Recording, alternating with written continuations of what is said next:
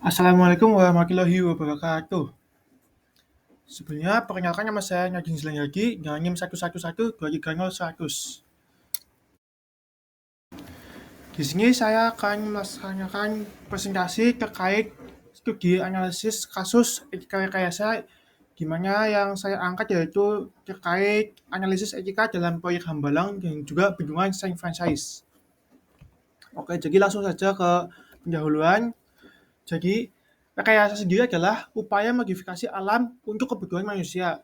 Dalam modifikasinya, diperlukan adanya regulasi dan juga aturan guna meminimalisir resiko yang ada.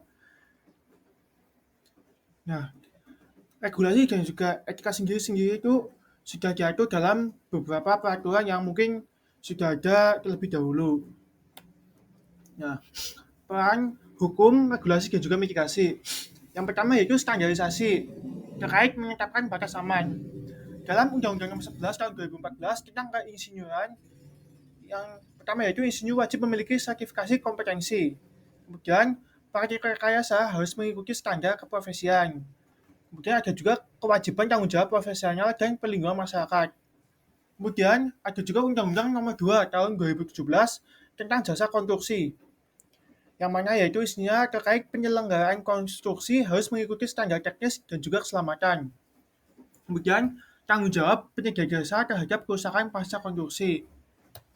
Nah, kemudian peran yang kedua itu prosedural terkait mewajibkan tahapan kritis, yang mana dalam peran prosedural sendiri, hukum, regulasi, dan juga mitigasi berperan dalam menganalisis mengenai AMDAL daerah tersebut atau daerah di mana kita akan melakukan rekayasa.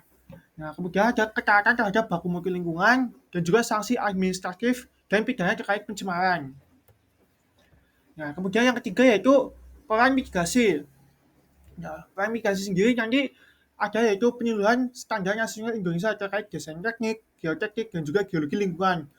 Penyuluhan SNI ini sendiri dilakukan sebelum insinyur melaksanakan yaitu konstruksi di daerah tersebut. Kemudian pemaparan terkait peta kerawanan daerah setempat, yang mana nanti hal tersebut akan berkaitan dengan aspek geologi daerah setempat. Kemudian masuk ke studi kasus yang pertama yaitu proyek P3S On Hambalang Bogor tahun 2010 sampai 2012. Nah, proyek Hambalang sendiri menurut studi kelayakan geologi sendiri berada di zona kerentanan gerakan tanah tinggi, di mana daerah Hambalang sendiri termasuk dalam formasi Jatiluhur yang mana itu memiliki batuan dasar clay shell atau lempung sepe. Di formasi tersebut juga terdapat intrusi yang berada di daerah konstruksi Hambalang. Nah, kegagalan studi kelayakan geologi dalam kasus proyek Hambalang sendiri, sifat clay shell sendiri bersifat keras saat kering, namun saat basah atau saat terkena air dia akan lunak dan licin. Nah, kemudian yang masalah kedua itu adalah masalah swelling atau kembang susut tanah yang nantinya dalam keberlanjutan proyek Hambalang sendiri dapat merusak fondasi yang telah dibangun. Kemudian juga ada sistem drainase yang buruk yang memicu kejenuhan tanah di daerah tersebut. Nah, apa saja pelanggaran etika dan regulasi yang ada? Pertama yaitu pelanggaran etika rekayasa. Yang pertama terkait safety, di mana proyek Hambalang sendiri dibangun di daerah yang memiliki kerawanan cukup tinggi. Nah, hal ini melanggar etika rekayasa terkait safety yang mana memaksakan bangunan berat di tanah labil demi target proyek yang berjalan. Nah, kemudian ada pelanggaran yang kedua yaitu terkait integritas, di mana dugaan manipulasi data dukung tanah agar biaya terlihat murah. Hal ini juga terkait dengan mungkin adanya kasus korupsi yang mungkin marak atau beredar dalam berjalannya proyek Hambalang tersebut. Nah, kemudian yang ketiga itu ada independensi atau ahli geologi atau teknik kalah oleh tekanan politik.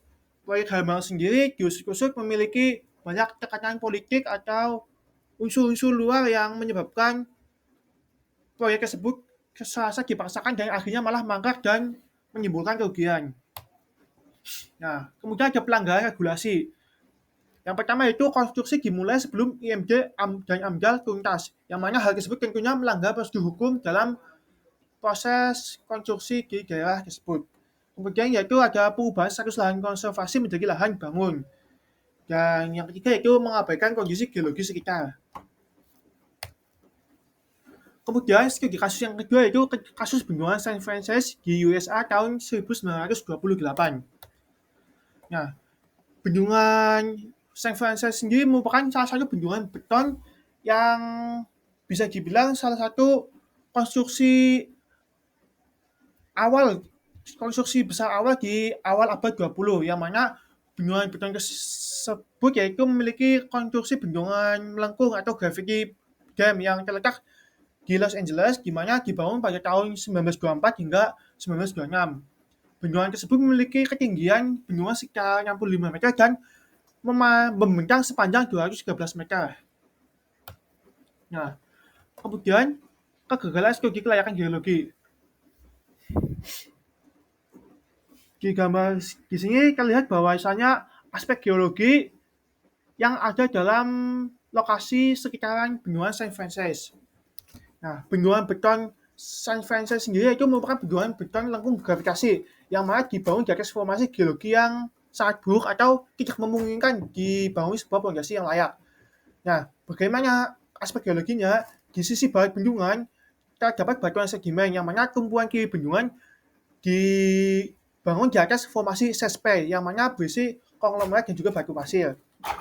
Nah, kemudian semen pelekat pada batuan ini mengandung gipsum yang mana dia itu keras saat kering dan juga namun ketika dia basah atau terkena air waduk dia tentu akan larut atau lunak. Nah, akibatnya batuan fondasi dapat berubah menjadi bubuk pasir yang tidak punya kekuatan dukung atau bearing capacity. Kemudian di sisi timur dari bendungan terdapat batuan metamorf, ya merupakan tumbuhan karang dibangun di atas pelonya skismika. Nah, kondisi foliasi atau lapisan skis ini sejajar dengan dinding lembah. Hal ini memungkinkan adanya bidang gelincir alami paleo landslide, yang mana saat terbebengi air, tebingnya akan meluncur dan mengakibatkan longsoran. Kemudian satu hal yang penting juga bahwasanya bendungan ini dibangun tepat di atas patahan San Francisco itu, yang mana menurutnya hal tersebut memiliki risiko tinggi dalam pembangunan konstruksi geologi teknik. Nah, William Mulholland adalah insinyur di balik konstruksi bendungan San Francisco tersebut. William Mulholland sendiri merupakan konstruksi sipil yang bisa dibilang dia itu belajar secara otodidak. Nah, dalam merancang keberlangsungan konstruksi bendungan tersebut, si William Mulholland tersebut dia tidak melakukan konsultasi dengan ahli geologi terkait aspek geologis setempat sehingga membuat kegagalan rancangan dan konstruksi. Kasus ini membuat negara bagian California mewajibkan adanya konsultan geolog bersertifikat dalam pembuatan bendungan. Nah, si William Mulholland ini jadi dia membangun konstruksi bendungan di atas sebuah area yang mana dia tidak mempertimbangkan aspek geologi dengan geologis di daerah tersebut. Akibatnya, ketika dia merasa bahwa konstruksi bendungannya sudah baik atau sudah jalan, namun ternyata dalam pembangunannya, kemudian dalam keberlanjutannya, bendungan atau konstruksi beton tersebut ternyata tidak cocok dibangun di atas daerah tersebut, yang akhirnya membuat bendungan tersebut rusak dan jebol. Nah, terus bagaimana pelanggaran etika dan regulasinya? Yang pertama yaitu pelanggaran etika rekayasa. Yang pertama, melampaui batas kompetensi. Pelanggaran etikanya berupa pembuatan keputusan vital mengenai fondasi batuan, yaitu tanpa keahlian yang memadai di bidang tersebut. Dalam kode etik modern, seorang insinyur hanya boleh bekerja di bidang keahliannya. Dalam kasus ini, si William Mulholland tersebut, dia kurang kompeten dalam bidang geologi namun tidak melakukan konsultasi dengan ahli geologi. Kemudian ada otoritas tunggal tanpa pengawasan, lack of peer review, di mana arogansi profesional.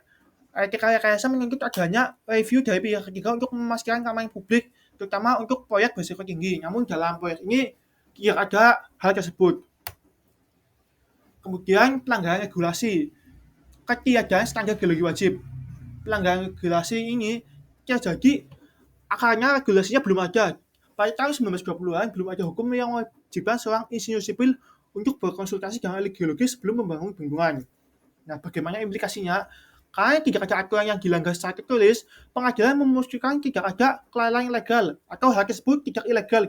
Nah, namun bencana ini membuktikan bahwa mematuhi hukum saja tidak cukup jika hukumnya sendiri tertinggal dari risiko yang ada.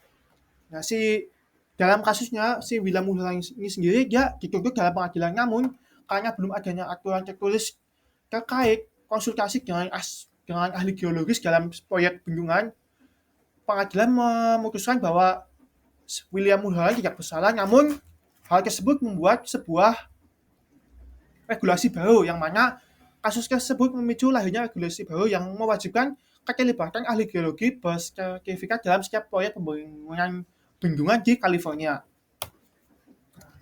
Mungkin cukup sekian presentasi atau pemaparan materi dari saya. Berikut adalah daftar pustaka yang saya gunakan sebagai referensi. Terima kasih. Wassalamualaikum warahmatullahi wabarakatuh.